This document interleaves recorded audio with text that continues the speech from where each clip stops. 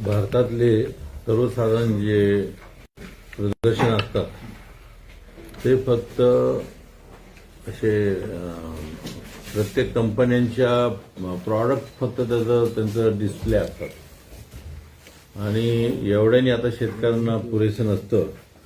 म्हणून 10 वर्षापासून या संस्थेने असा विचार केला की आपण लाईव्ह डेमॉन्स्ट्रेशन आपण इथं सुरू करू, की जे मी परदेशात अमेरिकेत असताना लाईव्ह डेमॉन्स्ट्रेशनचं प्रदर्शन त्यावेळी पाहिलं होतं आणि आपल्या इथल्या शेतकऱ्यांना त्याचा उपयोग व्हावा म्हणून आपण त्या संकल्पना ती धरून आपण इथं हे प्रदर्शन सुरू केलेलं आहे.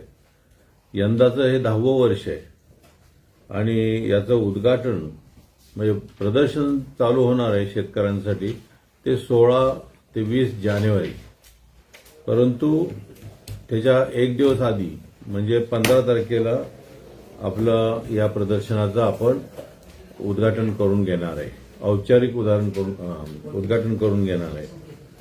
फक्त मुंबईत काही कार्यक्रम असल्यामुळे कदाचित ते सकाळी का संध्याकाळी हे आपल्याला ऐनवेळी समजेल. तो त्यांचा कार्यक्रम झाल्यानंतर हे सर्व उद्घाटन करणारे सर्वजण इथे येतील.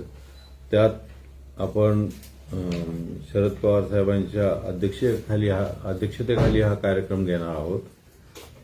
याला प्रमुख उपस्थिती आपल्या महाराष्ट्र राज्याचे उपमुख्यमंत्री असतील, यानंतर या राज्याचे कृषी मंत्री असतील, त्यानंतर पशुसंवर्धन मंत्री असतील आणि बारामतीत क्रीडा संकुलाचं मला वाटतं उद्घाटन आहे आणि त्यामुळे आम्ही क्रीडा मंत्र्यांना सुद्धा इथं आमंत्रित केलेलं आहे. आणि हे उद्घाटन 15 तारखेला झाल्यानंतर 16 तारखेपासून सकाळी सर्व शेतकऱ्यांसाठी, राज्यातील किंवा बाहेरून येणाऱ्या सर्व शेतकऱ्यांसाठी हे प्रदर्शन खुलं असेल. आतापर्यंत आम्ही वेगवेगळ्या कंपन्यांचे प्रॉडक्ट असतील किंवा नवीन काही टेक्नॉलॉजी असेल ती आपण शेतकऱ्यांना दाखवत आलेलो आहे आणि गेल्या 10 वर्ष या कृषी प्रदर्शनासाठी उत्स्फूर्त शेतकऱ्यांचा प्रतिसाद मिळत आलेला आहे. आता जग बदलत चाललेलं आहे. नेहमी ही संस्था कायम नवीन काय टेक्नॉलॉजी काय असतील त्या सतत शेतकऱ्यांना दाखवत आलेली आहे. म्हणजे अगदी त्यावेळच्या पूर्वी आप्पासाहेब पवारांनी त्यावेळी क्रॉसब्रीड गायी असतील किंवा ड्रीप इरिगेशन असेल किंवा ज्या काही नवीन टेक्नॉलॉजी नंतर मधल्या काळात आपण centre of excellence for vegetables आणि डेअरीच्या संदर्भातलं आपण शेतकऱ्यांना दाखवलेलं आहे. यावेळी मात्र एकंदरीत जग जे कृत्रिम बुद्धिमत्तेच्या संकल्पनेने जे आता बदलणार आहे, खूप मोठ्या प्रमाणात जगात त्या बाबतीत संशोधन चाललेलं आहे. त्यातले काही मला वाटतं प्रॅक्टिकल याच्यात सुद्धा ह्या एआय टेक्नॉलॉजी ती प्रॅक्टिकल स्वरूपात सुद्धा मोठ्या प्रमाणात वापरणं सुरू झालेलं आहे आणि त्याच पद्धतीने या कृषी क्षेत्रात सुद्धा ही एआय टेक्नॉलॉजी आता येऊ घातलेली आहे. यासाठी आमची सर्व टीम, प्रतापराव पवार आणि ऑक्सफोर्डचे गावकर साहेब असतील आणि मायक्रोसॉफ्ट या सगळ्यांच्या एकत्रित प्रयत्नांनी आपण जवळजवळ 1.5 ते 2 वर्ष इथे या संदर्भातले आपण प्रयोग सुरू केलेले आहेत आणि त्याला आता दृश्य स्वरूप इथं दिसायला लागलेलं आहे. आणि आपल्याला जास्ती करून ऊसाचं क्षेत्र मोठ्या प्रमाणात महाराष्ट्रात आहे आणि ऊसाच्या बाबतीत जी टेक्नॉलॉजी किंवा त्याची काही इन्फॉर्मेशन आहे ती आपल्याकडे जास्ती असल्यामुळे आपण ऊस पीक यावेळी घेतलेलं आहे. कदाचित पुढच्या वेळी आपल्याला वेगवेगळ्या पिकात सुद्धा आपल्याला यात जावं लागणार आहे आणि ह्या जगाच्या बरोबर आपल्याला इथं राहावं लागणार आहे.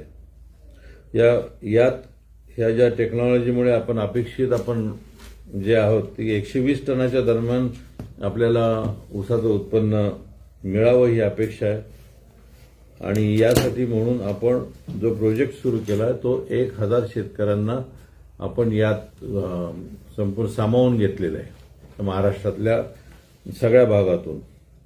या संस्थेमार्फत म्हणजे मूळ मायक्रोसॉफ्ट आणि ऑक्सफोर्ड हे 2 सोबत असतील आणि त्यांच्या सहकार्यातनं आपण शेतकऱ्यांच्या मॅपिंग असेल, न्यूट्रिएंट मॅनेजमेंट असेल किंवा रोपपुरवणा असेल किंवा पिकाची हेल्थ असेल, यानंतर जी माती असतील ते मातीच्या संदर्भातली हेल्थ असेल, या संदर्भातलं हे सर्व आपण ह्या एआयच्या मार्फत आपण बघतोय आणि आपण तसे प्लॉट सुरू केलेले आहेत आणि त्याचा मला वाटतं पुढच्या वर्षी शेतकऱ्यांच्या दारात हा रिझल्ट दिसेल. यंदा मात्र आपण इथं प्रात्यक्षिकासाठी आपण काही प्लॉट उपलब्ध केलेले आहेत आणि ते या प्रदर्शनात शेतकरी स्वतः येऊन बघतील. यानंतर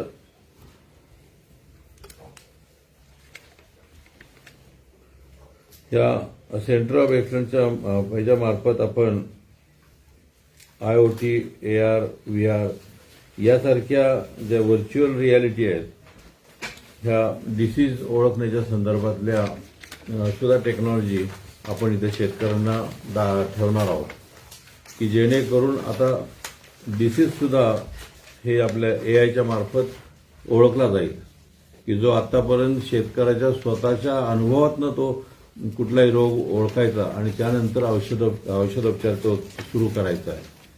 आणि मला एक खात्री आहे की भविष्यात जे शेतकरी नेहमी म्हणतात की आम्हाला शेती परवडत नाही, एकदा या टेक्नॉलॉजीमुळे मोठ्या प्रमाणात त्याचं उत्पन्न वाढल्यानंतर आणि पाण्याच्या संदर्भात सुद्धा जग आता हळूहळू पाण्याच्या बाबतीत सुद्धा आपण खूप अडचणीत येणार आहोत आणि अशा वेळी कमी पाणी यात लागणार आहे.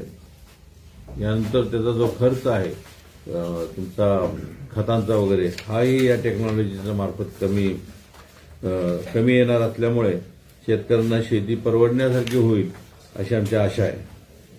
यानंतर आपण सर्व या परिसरातली फळझाडं सुद्धा आपण नवीन आणलेली आहेत, कारण खूप मोठ्या प्रमाणात आता जागतिक लेवलला म्हणजे भारत खरा फळफळाचा देश असला तरी खूप मोठ्या प्रमाणात बाहेरची फळं आपल्या देशात यायला लागलेली आहेत.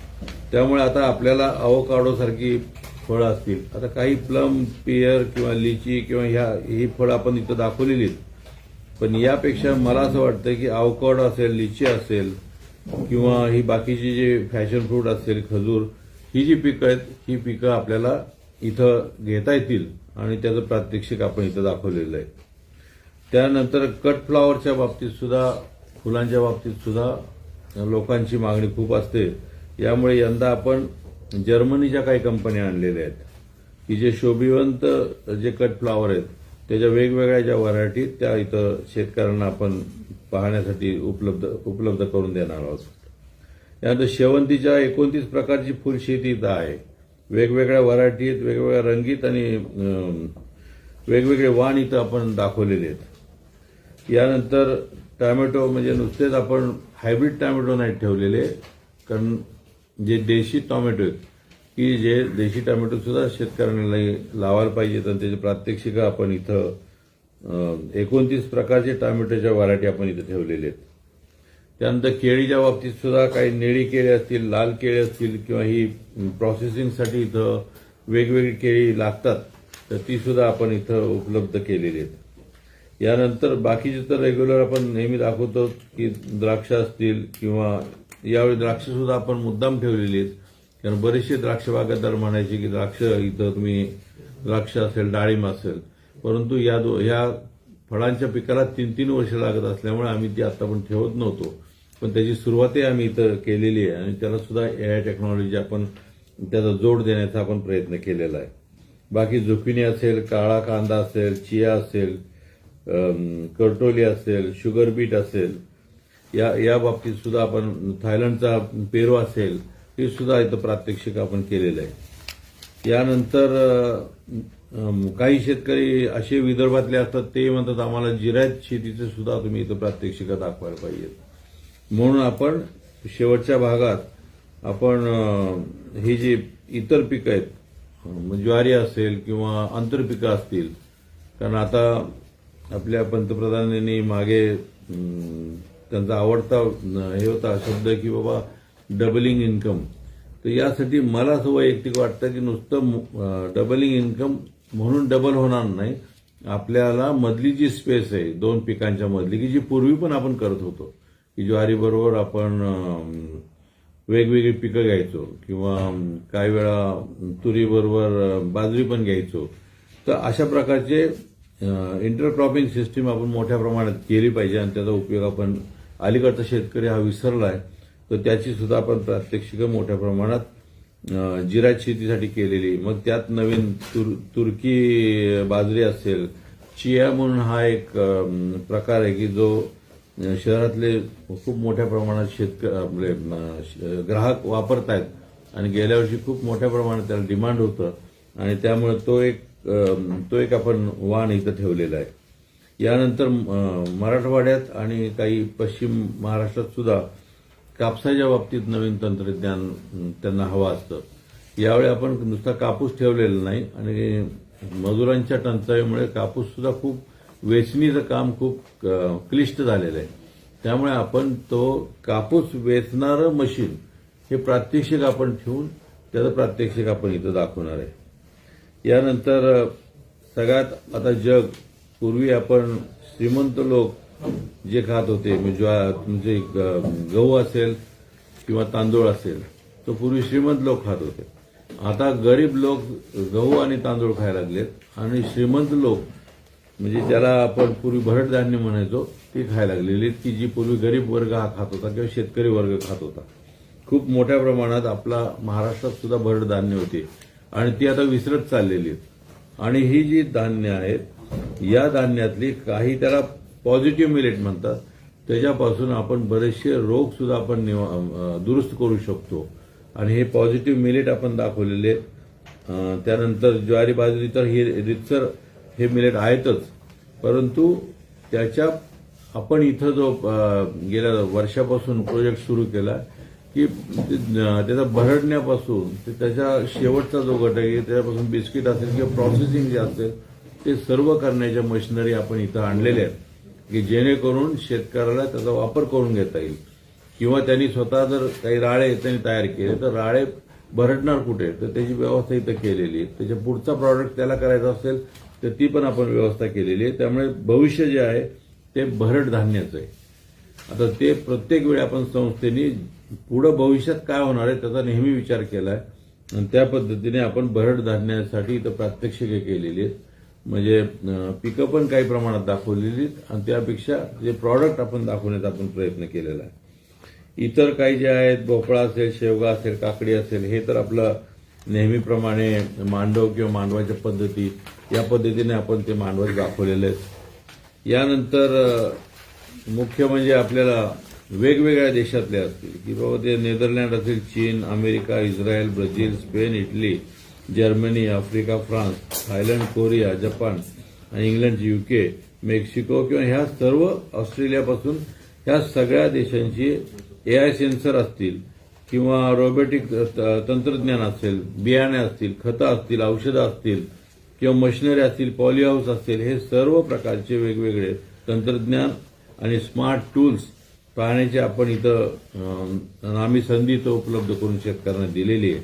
आणि मला असं वाटतं की हे आता नवीन तंत्रज्ञान आणि प्रात्यक्षिकं ही सर्व शेतकऱ्यांनी इथं पाहायला यावं आणि त्याचा उपयोग त्यांनी जी आता शेतीला मरगळ आलेली आहे त्या शेतीतल्या मरगळीसाठी आपण त्याचा नक्की तंत्रज्ञानाचा उपयोग करून घ्यावा आणि इथून पुढे सुद्धा नुसत्या प्रदर्शनात पाहून 4-5 दिवसात प्रदर्शन पाहून निघून जाऊ नये. त्यासाठी या KVK बरोबर या संस्थेबरोबर कनेक्टिव्हिटी त्यांची राहावी आणि आपण आपल्या शेतीत काय जे चांगलं करता येईल त्यासाठी सतत सहकार्य करणं हे आमचं काम असेल आणि शेतकऱ्यांना मार्गदर्शन करणं हेही आम्ही गेली जवळजवळ 50 वर्ष आम्ही काम करतोय या संस्थेच्या मार्फत. तसंच शेतकऱ्यांची कनेक्टिव्हिटी आपण बघून पुढे शेतीत चांगले दिवस कसे आणता येतील यासाठी म्हणून आपण हे कृषी प्रदर्शन आपण आयोजित केलेलं आहे. त्याचं 15 तारखेला औपचारिक उद्घाटन होईल आणि 16 तारखेपासून सर्व शेतकऱ्यांना हे खुलं होईल.